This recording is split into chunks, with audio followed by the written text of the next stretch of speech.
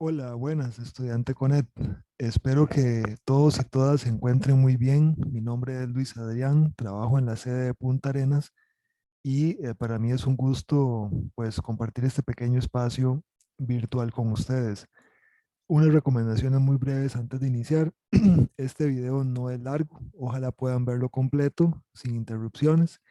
Ojalá puedan verlo también en un espacio tranquilo y cómodo, es decir, que saquen el espacio propiamente para ver el video y de esa forma pues puedan completar toda la información que contiene. La antología digital que ustedes tienen, pues esta presentación abarca desde la página 108 a la página 165 y bueno, como les comentaba, mi nombre es Luis Adrián. Quedo para servirles ante cualquier consulta que ustedes tengan vinculada al tema.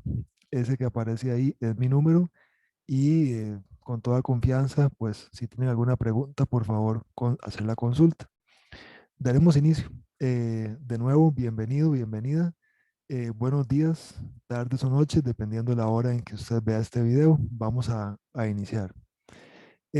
Vamos a dar inicio con, como ustedes lo vieron en la primeras plantillas, pues con los ecosistemas a nivel mundial, pero los ecosistemas tienen diferentes características de acuerdo con la posición de la Tierra y su vínculo con el Sol.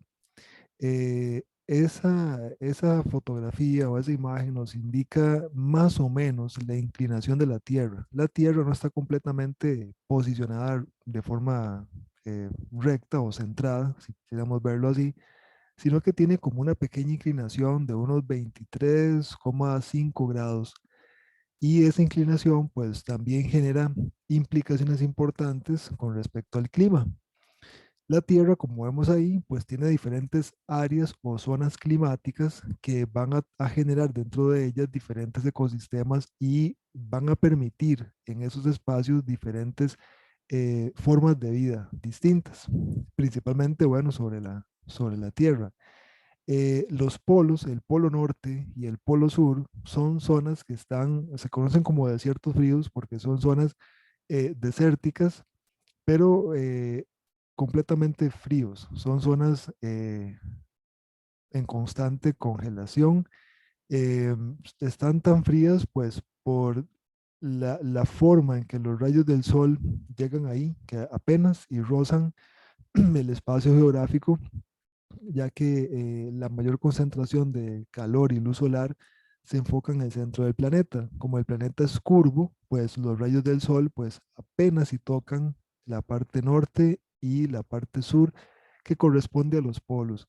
Pero tenemos también otras zonas climáticas importantes. Se entienden como zonas templadas al área geográfica que está entre el polo y los trópicos. Como nosotros podemos ver en esa información o en esa imagen, el planeta tiene dos trópicos, el trópico de Cáncer y el trópico de Capricornio. Lo que se ubica entre el polo o la zona polar y el trópico, pues se va a entender como zona templada. Y lo que nosotros vemos en la imagen como de color amarilla o café, se entiende como zona intertropical, que es, bueno, justamente donde se ubica Costa Rica también y otra gran cantidad de países. Y esa zona intertropical es la que recibe mayor cantidad de sol durante todo el año. Así que es una zona pues bastante intensa donde se van a presentar eh, ecosistemas muy variados. Y vamos a ir pues poco a poco viendo esas particularidades. Los ecosistemas se dividen en dos, en los terrestres y los acuáticos. Los acuáticos pues están vinculados a los marinos, es decir, los espacios marinos de agua salada y también los que se generan en agua dulce, como los lagos, los ríos, pero también están los de agua salubre eh, o esa combinación de agua dulce, salada, que son los famosos manglares y que son también importantísimos ya que ahí se desarrolla vida muy particular que pertenece exclusivamente a ese espacio. Bien, pasando al tema de los ecosistemas terrestres, pues tenemos diferentes tipos de ecosistemas vinculados a formas boscosas o a tipos de bosques. Se han definido de la siguiente manera. La tundra es un espacio geográfico, bueno, que presenta temperaturas muy bajas. Son suelos verdaderamente frías o verdaderamente fríos, perdón. También está la taiga, que no es tan fría como la tundra, pero sí presenta inviernos muy largos con veranos cortos y eso también genera que la vegetación y los animales que puedan vivir ahí tengan características particulares. Luego de la taiga está el bosque templado. El bosque templado, pues generalmente se ubica en latitudes medias, quiere decir que está cerca del Ecuador, pero podemos ubicarlo entre la zona intertropical, y son bosques de gran, o sea, es una cobertura boscosa que abarca un gran porcentaje de esta zona del planeta y también presenta mayor biodiversidad. Luego tenemos la estepa. La estepa es una zona muy particular. Generalmente llueve poco, pero no es un desierto. La lluvia llega en diferentes épocas del año. Pero esta escasez de lluvia ocasiona que el crecimiento de árboles grandes sea escaso. Entonces, la estepa generalmente es una zona no completamente desértica, pero que está cubierto principalmente por gramíneas, que son pues elementos que más adaptados a ese tipo de clima y de suelo. Luego está la selva, que la selva es como la parte más biodiversa, donde conviven los ecosistemas o los nichos ecológicos más complejos. La selva es o se ubica en las zonas más calurosas y húmedas, es decir, bueno, en la parte intertropical, plenamente cerca del Ecuador, donde se recibe gran cantidad de sol, y esa gran cantidad de sol genera que también se ocasione gran cantidad de lluvia, y el sol y la lluvia pues generan gran cantidad de vida. Por eso la selva es tan importante y mantiene dentro de su estructura gran biodiversidad para el planeta. También está la sabana.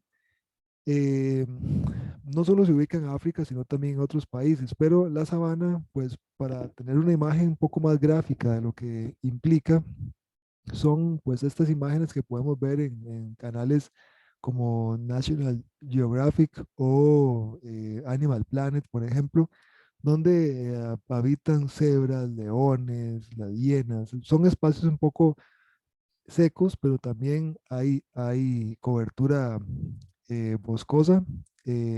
También hay pues, diferentes tipos de vegetación y conviven o es habitada por diferentes animales. Y por último está el desierto, que generalmente son muy secos, llueve muy pocas veces, no en el año, sino hay décadas en las que llueve poco y a veces en una década se registra muy poca lluvia. Estos desiertos tienen la particularidad de que al no tener cobertura boscosa, ser generalmente arena y estar expuestos a la luz solar, de día sean muy calientes y de noche pierdan temperatura con rapidez, así que por las noches son muy fríos. Eso eh, es una característica particular de los desiertos, ya que la cobertura boscosa mantendría mayor concentración de calor por las noches, pero en los desiertos al no existir, pues la temperatura baja significativamente por las noches, cuando se va el sol. Vamos a Costa Rica. Aquí es donde nos vamos a centrar un poco más. Eh, Costa Rica tiene, bueno, muchos tipos diversos tipos de clima y muchos microclimas. Esos microclimas están asociados con características geográficas, con cuencas de algunos ríos o espacios específicos. A nivel muy general, en Costa Rica se pueden ubicar cuatro tipos de clima. El clima tropical seco, que podemos ver ahí como de color azul. El clima tropical muy húmedo, que es como de color turquesa. El clima tropical húmedo y el clima tropical de montaña.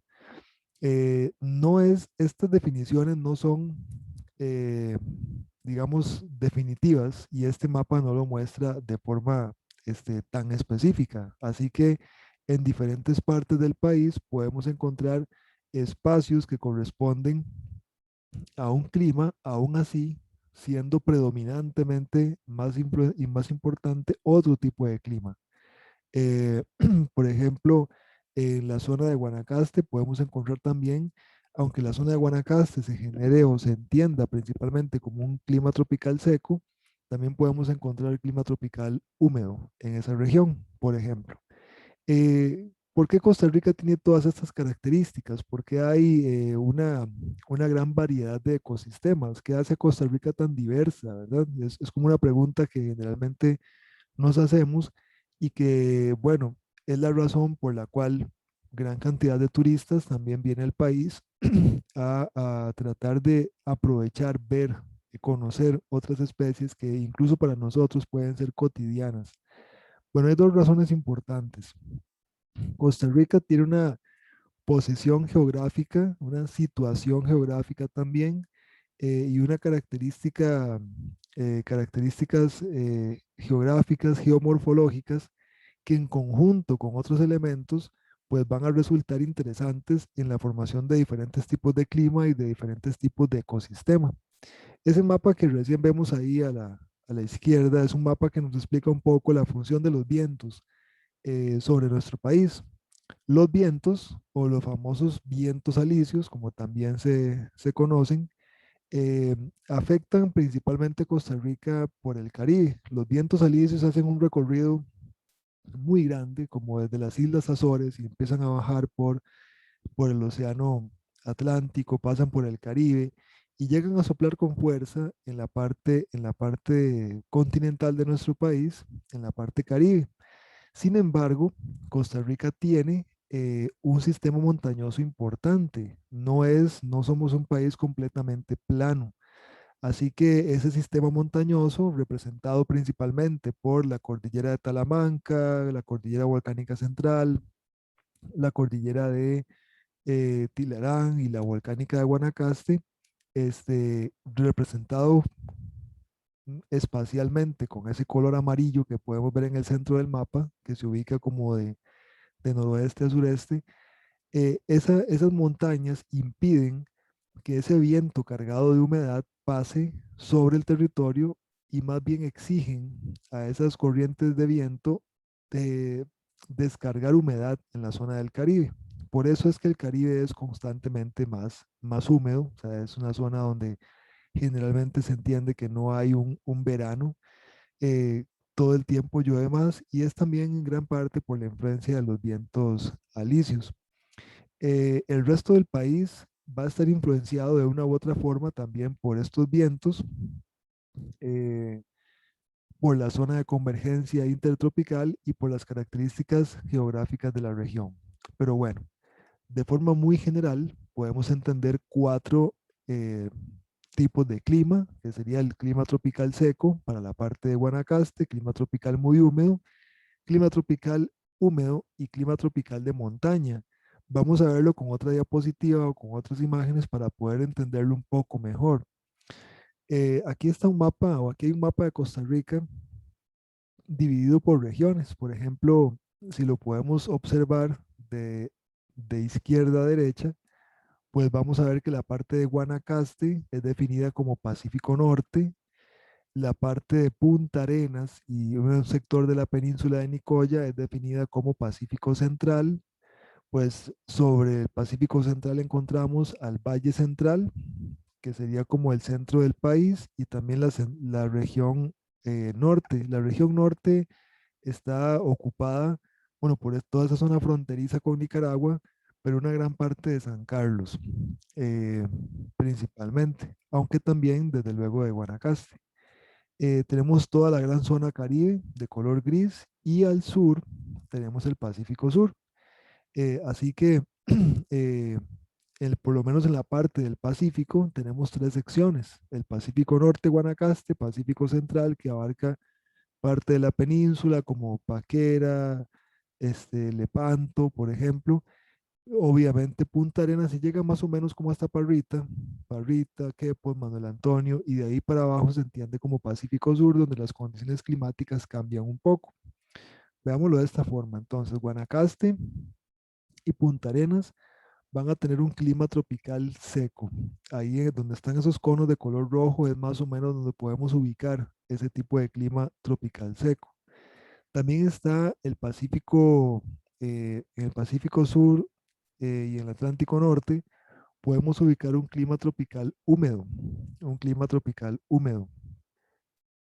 De color turquesa podemos ubicar el clima tropical muy húmedo, que es donde hay, pues, en la parte del Caribe principalmente, donde hay mayor influencia de los vientos alisios. Ahí tenemos el Atlántico Sur, Tortuguero, y también en el Pacífico está la península de Osa, que es uno de los lugares, pues, muy húmedos, pero al mismo tiempo también más biodiversos de todo el mundo. Y en el centro del país tenemos a la cordillera de Talamanca, cordillera volcánica central, por ejemplo, pero también vinculado a la cordillera de Tilarán y volcánica de Guanacaste, que representan de ese color morado diferentes elevaciones, volcanes y montañas que van a ser o van a contener dentro de ellos el bosque o el clima tropical de montaña que aparece por encima de los 1.600 metros sobre el nivel del mar. Así que después de los 1.600 metros se puede catalogar entonces como clima tropical de montaña. Con este pequeño mapa y por regiones, podemos ver que el país tiene en distintas partes de las diferentes regiones diferentes tipos de clima y por lo tanto también diferentes tipos de bosque. Eh, Tenemos dentro del país sectores donde llueve menos, como en la parte de Guanacaste y el Pacífico Central, y otros donde va a llover más, como es en la zona del Pacífico Sur y el Caribe Sur. Así como también la posición o la ubicación de de esos tipos de climas van a afectar directamente el tipo de bosque y la vegetación que se va a concentrar en cada una de esas zonas. ¿Por qué son importantes los bosques? ¿Verdad? Es una pregunta muy necesaria de hacernos el día de hoy. Bueno, los bosques son importantes, pero también tienen algunas amenazas. ¿Cuáles son la importancia o algunas de esos factores importantes? Bueno, primero protegen recursos naturales. Luego, generan ingresos porque a partir de ellos se desarrolla mucho turismo, pero también muchas actividades recreativas. Liberan oxígeno y son un espacio para que diferentes especies habiten.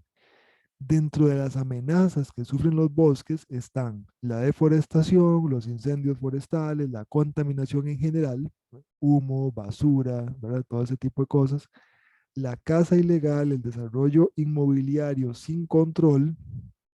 Este punto es importante porque, bueno, en muchas regiones del país se tala el bosque o se pone en peligro espacios boscosos como humedales, por ejemplo, para crear o desarrollar complejos habitacionales u hoteles, que es un tema también importante a la hora de analizar el impacto del desarrollo inmobiliario sin control.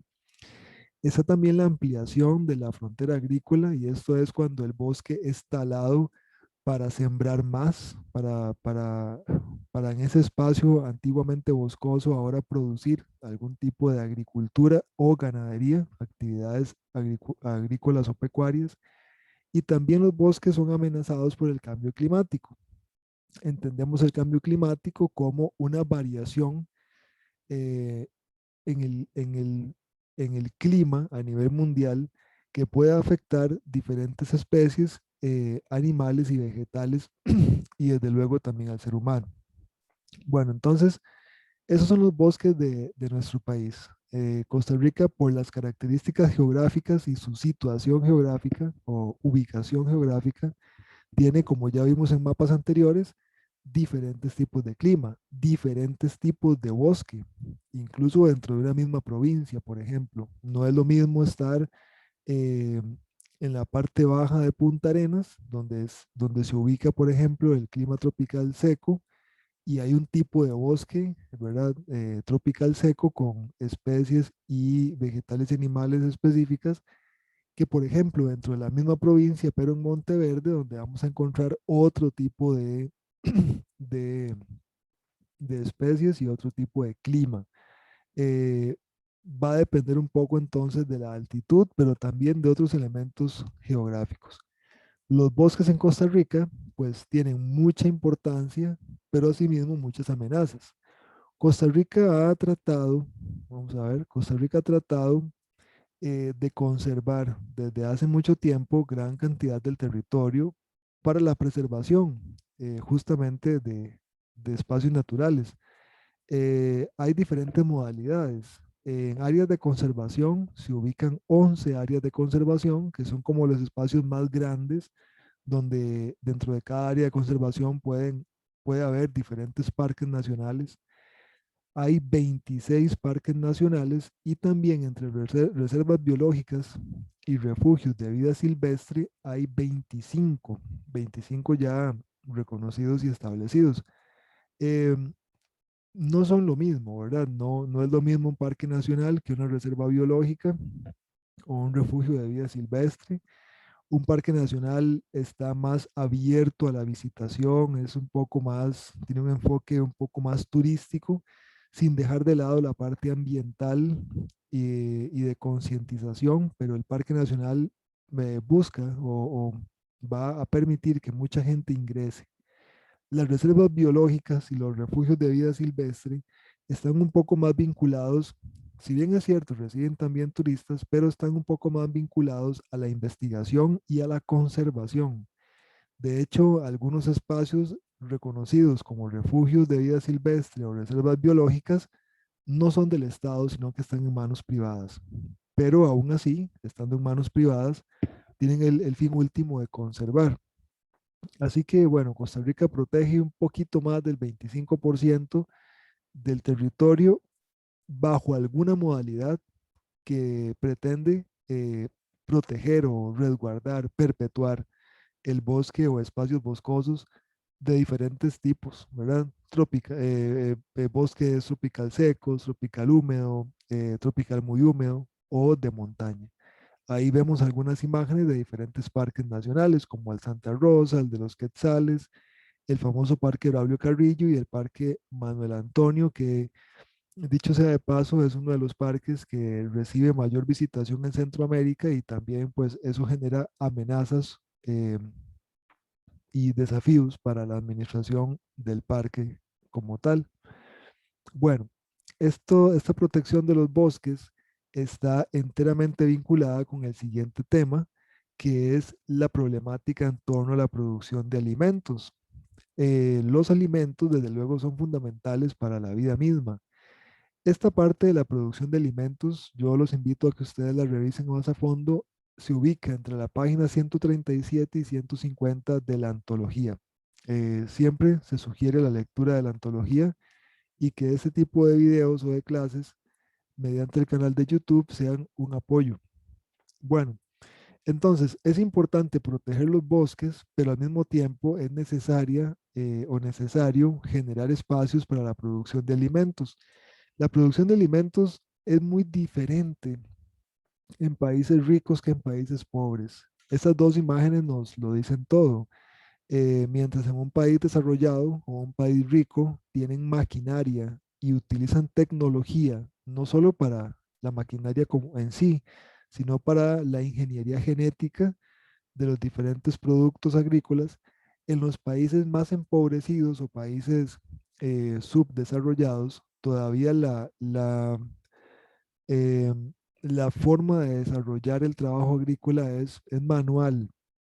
Se depende mucho de la fuerza de animales, como lo vemos en esa imagen, o también de la fuerza del mismo agricultor como tal. Así que la producción de alimentos a nivel mundial está dividido en cuanto a las potencias o países potencias productoras y los países, digamos, catalogados dentro del subdesarrollo, que eventualmente les va a costar más producir. Desde hace más o menos 70 años, la intención de diferentes organismos internacionales es que se modernicen los países empobrecidos para que puedan producir más alimento. Pero bueno, esto es un debate legal, ético, moral, que, que debemos asumir como población, ¿verdad? Como sociedad. Bueno, entonces las diferencias son importantes, no solo porque hay algunos países que tienen más tierra donde sembrar o las características ambientales, climáticas, les permiten sembrar más de un tipo específico de producto, sino que también el acceso a tecnología, a herramientas, a insumos como abonos o ingeniería genética son diferentes en los países ricos y países pobres. Los países pobres generalmente producen de manera rudimentaria y cuesta entonces mucho más producir. Bien, hay alternativas, pero también hay desafíos en torno a la producción de alimentos. ¿Cuáles son los problemas? Bueno, importante que hay una escasez de recursos. Si hay una escasez de recursos materiales, pues la producción de alimentos se va a ver afectada. Y no solo la producción, sino también la adquisición, es decir, el precio, como lo vemos ahí en el último punto, el aumento descontrolado del precio de los alimentos que ha sido constante en las últimas 8 décadas, ha generado presión sobre los espacios productivos y eso ha generado entonces que más personas queden cada vez con recursos más limitados para poder alimentarse adecuadamente. Otro problema en el punto número 2 es la monopolización de la producción de alimentos. Estos países grandes, estas potencias económicas, generalmente tienen mecanismos legales para poder monopolizar la producción y saturar los mercados extranjeros de productos alimenticios. Se mercantiliza la producción y de alguna forma eso ha generado beneficios porque nos permite a mayor cantidad de la población mundial acceder a esos alimentos de una u otra forma, pero también la monopolización de la producción, pues pone en riesgo que los pequeños productores que aún no pueden integrarse a ese nuevo modelo enorme de producción, pues vayan poco a poco desapareciendo. El cambio climático es un elemento fundamental. El cambio climático puede traer variaciones en las lluvias, generar más huracanes o proporcionar sequías por periodos importantes que van a afectar directamente la producción de alimentos. Entonces, los desafíos que se presentan a nivel mundial ante la producción de alimentos para que todo el mundo pueda acceder a la alimentación mínima necesaria es apoyar a los pequeños productores. Estos pequeños productores van a generar encadenamiento y el encadenamiento va a permitir generación de riqueza y abastecimiento al menos local de productos agrícolas o pecuarios. Agrícola es todo lo de la tierra, pecuario es, bueno, granjas, pollos, vacas, cerdos, incluso también granjas de peces, ¿verdad?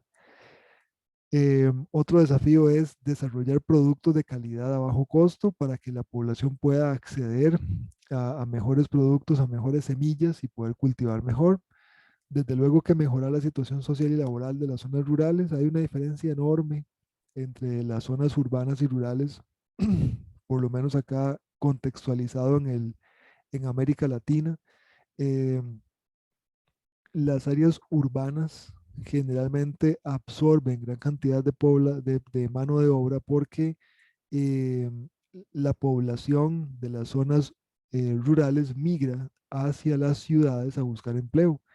Y no todos encuentran empleo en las ciudades, pero las ciudades ofrecen mayor diversidad o mayor fuentes de empleo, así como mayor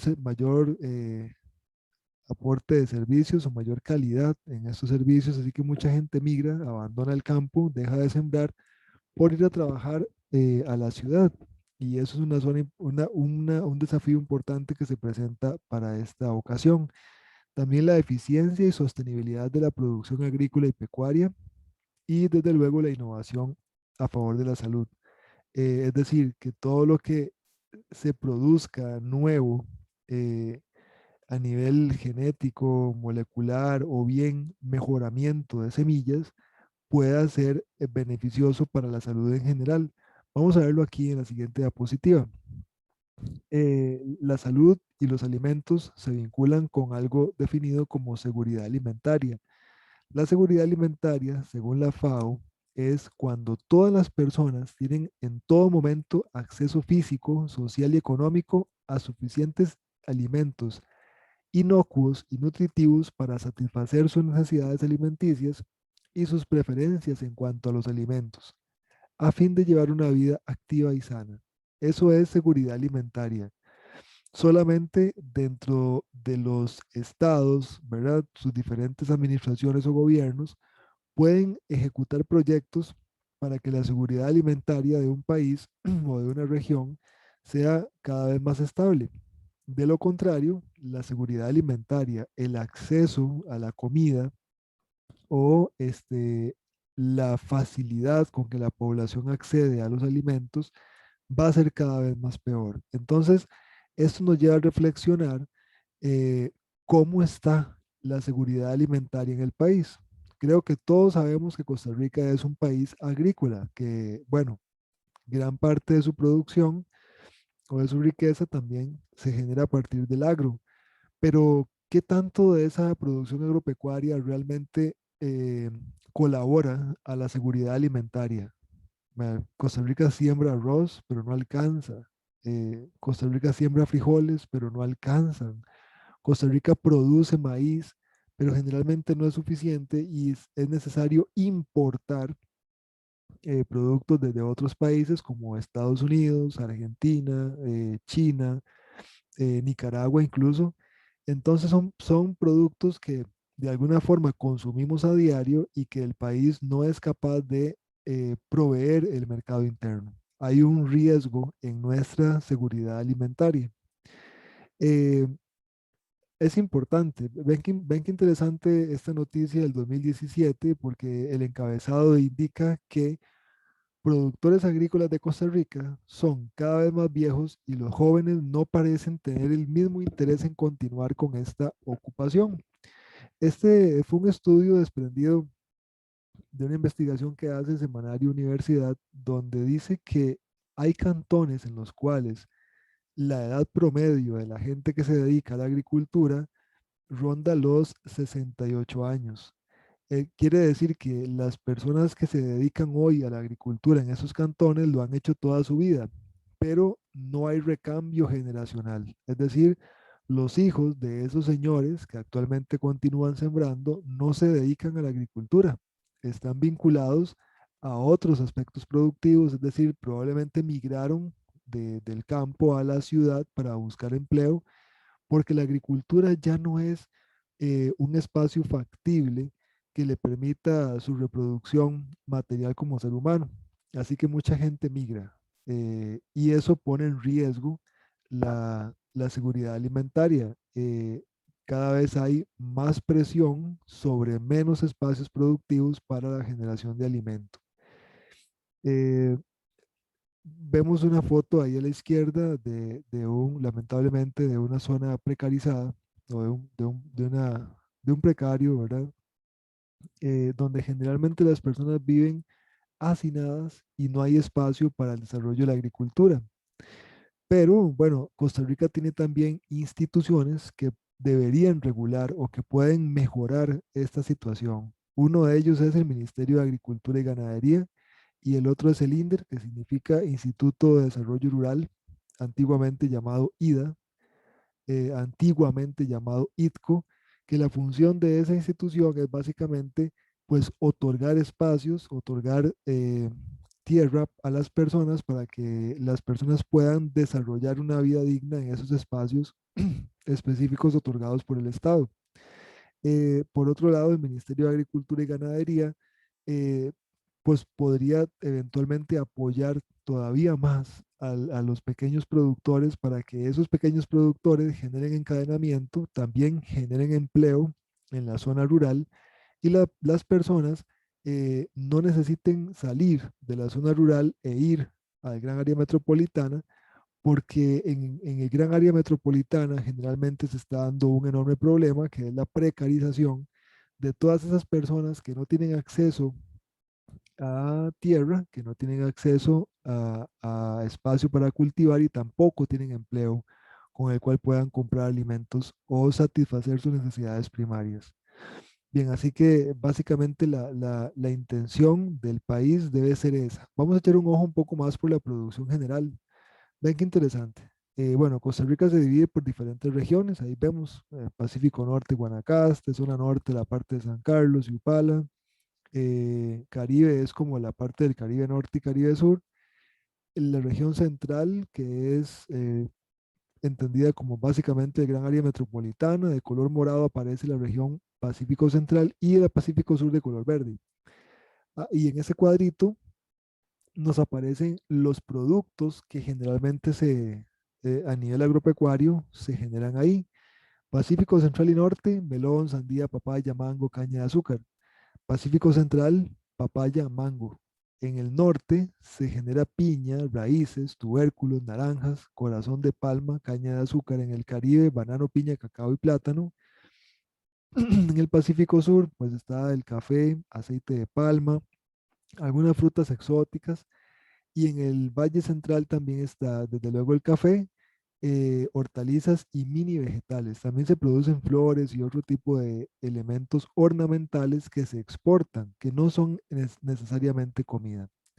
Hay un tema aquí importante que son las características de Costa Rica en torno a la producción agrícola, pero enfocado en la exportación. Por ejemplo, vean qué interesante estos puntos. Costa Rica es el primer exportador de piña en el mundo, es el segundo exportador de piña, perdón, el segundo exportador mundial de banano, es el cuarto proveedor de melón de los Estados Unidos, es el tercer exportador de yuca de todo el mundo, principal suplidor de chayote para Estados Unidos, el segundo exportador mundial de palmito en conserva y el primer exportador de café carbono neutral del mundo. Bueno, aquí vemos una agricultura enfocada principalmente en la exportación, una agricultura o un desarrollo agrícola enfocado principalmente en la atención de mercados externos. Y aunque eso no es negativo, es todo lo contrario, genera mucha riqueza. Por ejemplo, la exportación de piña genera alrededor de 1.000 millones de colones, perdón, 1.000 millones de dólares anualmente. Aunque eso no es negativo, pues hay un descuido de producción a lo interno. Así que el país ha buscado una ruta de desarrollo que promueve la exportación de productos que en mercados extranjeros son apetecidos, como la piña, como el banano, como las flores, como el café, por ejemplo, pero no necesariamente suplen las necesidades de la población eh, costarricense o de la población que habita dentro del territorio nacional. Así que ese también es un desafío, replantear el uso del suelo.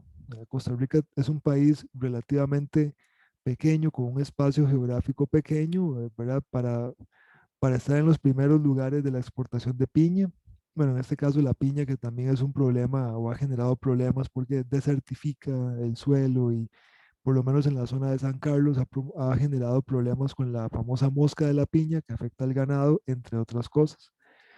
El país debe replantear cuál es el rumbo de la producción de alimentos y cómo podría mejorar la seguridad alimentaria de toda la población, no solo ahora, sino también pensando en el futuro y la forma en que el país debe asumir ese reto. Compañeros y compañeras, esta sería la breve intervención. Espero que sea de utilidad. Como siempre, recordarles, bueno, animarlos a que no desistan. Sé que han hecho un trabajo bastante duro. Las tareas y el hecho de meter el estudio dentro de ya la vida cotidiana que cada uno de ustedes tenía es un ejercicio fuerte, pero vale mucho la pena. Así que mucho ánimo y que ya falta poco. Quedo para servirles ante cualquier consulta que tengan y bueno, muy buenos días, muy buenas tardes o muy buenas noches, dependiendo a la hora que vean este video. Es un gusto trabajar para ustedes. Nos vemos más adelante.